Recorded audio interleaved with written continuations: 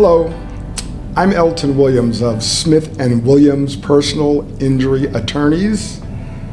We are personal injury lawyers. Our website is smithandwilliamslaw.com. I want to speak to you today a little bit about how to read a police report. Many times when you're looking at a police report, it simply isn't clear on the face of the report who is at fault. You will have an accident and the police officer will not give you a ticket or give the other person a ticket, and you're just not sure who is at fault for the accident. Later, sometimes when you get the report and you're reading it, you will note in the narrative part of the report, sometimes the officer does say, I gave vehicle one driver or vehicle two driver a written warning or a verbal warning. So many times people will say, gee, I never got any kind of a warning, he never told me. But if the officer puts in the narrative portion that they gave you a verbal warning, that means that you've been blamed for the accident.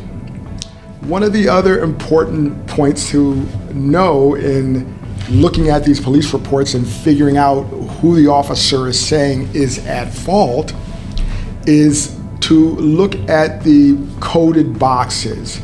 Most of our police reports, state police reports, local police reports, they have little boxes with numbers on top of them, numbered from 1 to 30 all over the sheet. Vehicle number 1, for example, will have 25 boxes. Vehicle number 2 will have 25 little boxes. And inside those boxes, the officers will sometimes type in another number. And those numbers that the officer types in, those are the so-called contributory codes. Those are the codes that spell out what one driver or the other driver did to contribute to the accident. And sometimes we're able to determine fault based on what codes are in the little boxes. So you want to look for that.